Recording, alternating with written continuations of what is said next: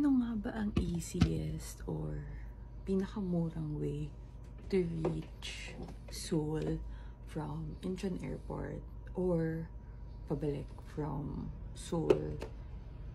Ano sinabi ko? God. Erase. So, ano yung pinakamadaling way from Incheon Airport to Seoul at saka Seoul to airport pag pauwi na? Guys, it's 2 a.m. and welcome to the series To Book or Not to Book, where idadissect natin ang mga usual itinerary things pag nagpaplano kayo ng trip pa Korea or somewhere else, and i-assess natin kung mas okay bang mag-book kunwari sa Klook, sa Agoda, DIY, KK Trip, anong sinasabi ko, KKday, Trip.com, or mas okay bang DIY. So anyway, tagal na ng intro. Let's start. Okay. So, kung ang goal mo lang talaga is makatipid, ang pinakatipid na way is DIY. Magko-commute ka. Okay. Siyempre, may mga pero yan. Okay. Para mag-commute, you'll take the airport line. So, instead of the usual na express train, o kaya yung limousine, airport bus, whatever, you have to look for the airport line, and then you will pay it with T-money, or you can buy like a one-way single journey ticket, parang ganun. Sa airport yun. And then, if you're coming from Seoul, you just need your T-money or buy a single journey. Ngayon, pinaka-advisable lang to if where you're going in Seoul or where you're coming from in Seoul, or let's say hotel. Yung hotel mo sa Seoul or Airbnb mo sa Seoul is along the airport line. Yun yung the best. Kung gusto mo yung pinakatipid. So, ba't siya tipid? Kasi, gagamit ka lang ng regular subway. Wala kang ibang kailangan kundi yung T-money mo nga or the single journey ticket. Ngayon, hindi to advisable pag sobrang dami mong dalang gamit or may dala kang bata at senior na madami, na mahirap mag-manage na magko-commute kayo. Kasi, alam naman natin na Seoul subways sometimes mahirap mag-navigate. Although, may elevator naman, but still, kung mabilis magsara yung pinto, di ba minsan, nakakapanik yun pag marami kang dala or marami kang kasama. So, dun sa mga cases na yun, it would be best kung magbubook ka na lang. So, saan ka magbubook? Pinaka-advisable pa rin for me is you book the RX tickets via the RX tickets via Klook. You can use my code, Janine Klook, for additional discounts. Or, you can book a limousine or airport bus. Ngayon, ano naman? Ang difference yung dalawa. Saan ka mas makakamura? Mas makakamura ka sa express train, technically, sa RX. Especially if yung pagsastayan mo is malapit sa Seoul Station or it's along the blue line which goes through Seoul Station. So, parang lilipat ka lang somewhere inside. Okay, mahirap i-explain, pero basta nasa same line lang ng Seoul Station. Nasa same station lang ng Seoul Station. Or, kunwari yung accommodation mo is pa-airport line. Kasi yung airport line dumadaan din ng Seoul Station. Or, alam ko meron pang ibang line na dumadaan sa Seoul Station. So, yun yung pinaka-the best. Pinaka-accessible. Like, light blue line yata. So, yan yung Pamyongdong, I believe. So, yan. So, dun kayo pinaka-makakatipid. Kasi magkano? Pag sa Klook kayo, parang nasa around 300-ish lang siya minsan. If you book on Incheon Airport itself, mas mahal siya ng mga, hindi ko alam, isa-search ko.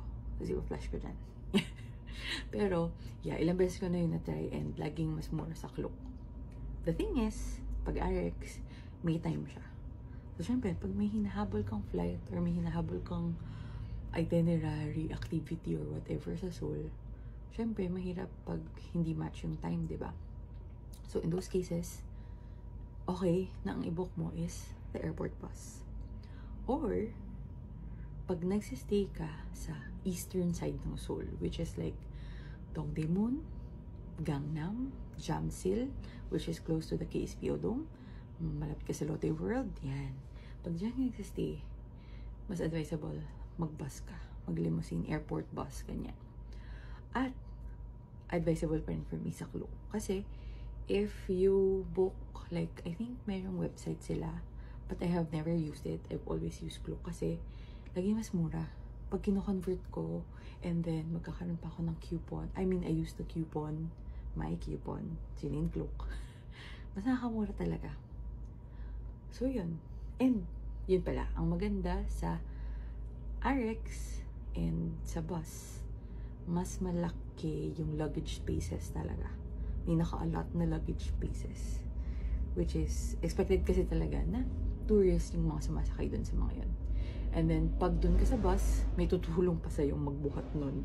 Yung driver, I believe. Or, minsan, merong mga nagbabantay sa mga bus station na parang, hindi ko lang kung parang staff ba sila ng bus company. I don't know. Basta, nag-help din sila para sa pila, sabihin sa inyo anong time dadating, or magbuhat ng bag nyo, ganun. So, I think, advisable if kunwari, meron din kayo mga may anak, seniors, whatever, maganda rin na mag-bus. And, pag nag-bus and RX kayo, pwede kayong mag-charge. I mean, little thing, but yeah, if kailangan nyo bigla. Yun. But again, pag RX at saka bus, may times pa rin yan. May specific timings pa rin sila. So, pag may hinahabol kayo na oras, flight, itinerary, whatever, make sure you consider that. Get the time na sakto kayo dun sa, or maaga kayo before yung hinahabol yung time. Ngayon, kung like, rush na talaga, and kailangan nyo nang makarating sa airport or makarating sa Seoul agad-agad nang walang hintay, taxi na. Mag-taxi na kayo. Sa pag urgent na ganyan, hindi na advisable mag-Klook. Kasi yung Klook usually, you would need like a day or two. Hindi siya instant na meron. I believe ha. Kasi nung nag-try ako before, parang kailangan day before na-reserve mo na yung airport transfer. Ganun. So, on the spot, sa airport, may taxis dyan. Sa Seoul, all around Korea, may taxis dyan that will take you to the airport very quickly. Mahal, pero kung urgent talaga, yun yung choice.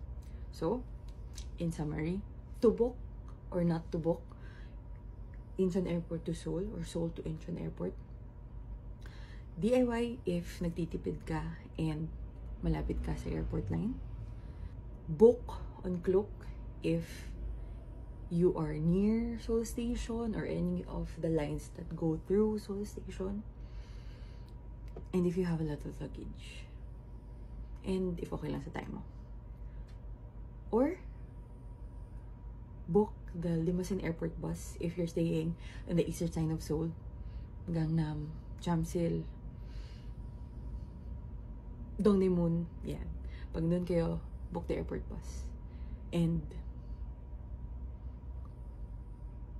pag marami kayong bag, marami kayong luggage, mas advisable if you book the bus or RX. That's it.